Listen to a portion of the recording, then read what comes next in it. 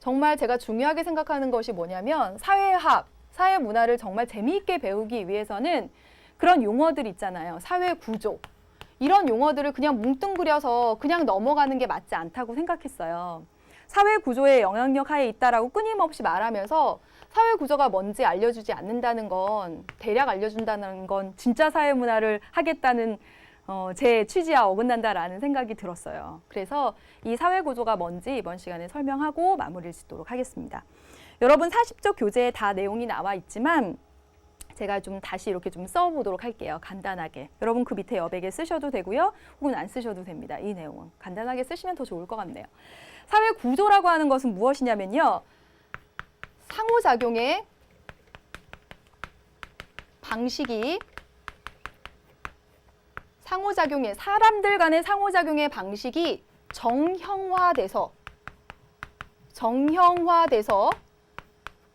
안정적인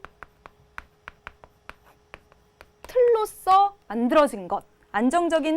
만들어진 것, 이것을 사회구조라고 합니다. 어렵죠? 사례를 통해서 말씀드릴게요. 상호작용의 방식, 보세요 여러분. 교사와 학생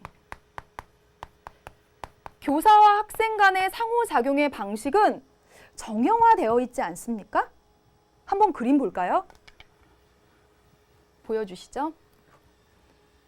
여기 지금 교실입니다.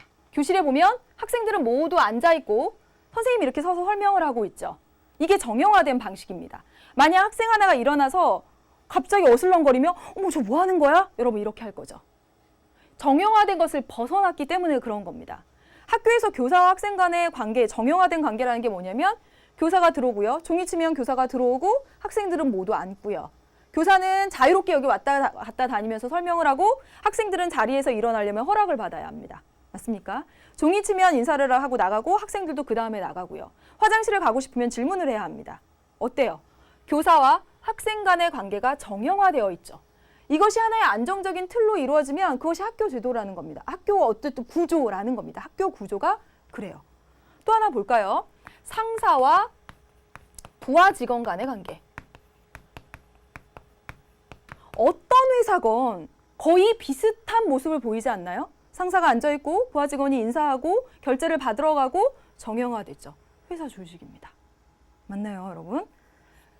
쉽게 얘기하면 결론적으로 이 안정적인 틀이라고 하는 것은 무엇이냐면 규범, 제도, 조직의 전체입니다. 그래서 이러한 사회 구조는 개인의 생활에 영향을 줍니다. 다음 볼게요. 고령 슈퍼 주인 노려 위조 5만 원권 낸 강큰 10대. 2012년 11월 18일자 매일경제신문에 나왔던 기사입니다. 한번 보세요. 고령의 슈퍼마켓 주인에게 5만 원권의 위조 지폐를 낸 강큰 10대들이 경찰에 붙잡혔어요. 연합뉴스에 따르면 경기 동두천 경찰서는 5만 원권 지폐를 위조, 편의점 등에서 사용한 혐의로 10대 4명에게 구속영장을 신청했습니다. 이들은 지난 A군의 집에서 컬러 프린터로 5만 원권 지폐를 인쇄했어요. 다음 넘겨주세요. 그래서 어땠냐면 인근 편의점에서 담배를 산 뒤 위패로 값을 치르고 거스름돈을 받는 등 14차례에 걸쳐서 이렇게 59만 4,300원을 받아 챙긴 혐의를 받고 있대요. 이들은 특히 지폐 여부를 잘 판별하지 못하는 고령의 상점 주인들만 노려서 했습니다. 그럼 보겠습니다. 이 학생들 왜 붙잡혀갔나요? 아니 위조 지폐 만들었잖아요. 당연한 거잖아요. 여러분 그렇게 대답하실 거죠. 그렇습니다, 여러분. 여러분이 그게 사회 구조에 영향을 받고 있다는 것이에요. 한번 볼까요? 여러분 표가 있습니다. 교재에 한번 보여주세요. 한턱 쏠게.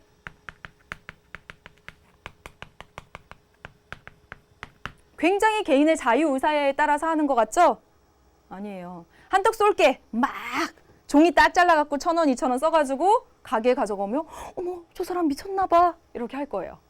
왜 그렇습니까? 왜 종이 찢어서 이거 주면서 또는 그냥 가서 한턱 종이 또는 위조 지폐를 복사하면 안 됩니까? 그 이유는 우리가 화폐 제도라는 그 틀 안에 있기 때문에 그렇습니다. 이해되시나요? 또 볼게요. 나는 변호사가 될 거야. 나는 변호사가 될 거야. 굉장히 개인이 선택한 자유로운 행위 같죠? 나는 변호사가 될 거야. 당장 변호사 사무실 차려야지. 사람들 변호해 주겠습니다. 한 사람이라도 와요? 안 오죠. 변호사가 되기 위해서는 어떤 사회 구조의 제약 속에 있나요? 고시라는 이 시험을 통과해야 합니다. 뭐 로스쿨, 그런 제도, 이런 제도 속에서 내가 이게 될 수 있는 거죠. 이해되시나요? 또 해볼게요, 여러분. 뭐냐면 위운 유로자행.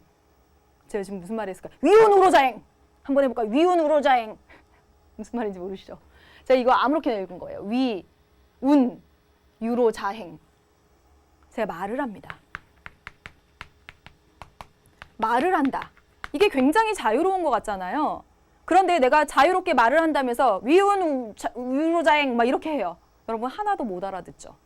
여러분이 알아듣기 위해 내가 말을 한다는 것은 이미 어떤 제약 아래 있는 거냐면 어법의 제약 아래 있습니다. 또 보세요. 또 뭐 있을까요? 예, 해외여행 가야지.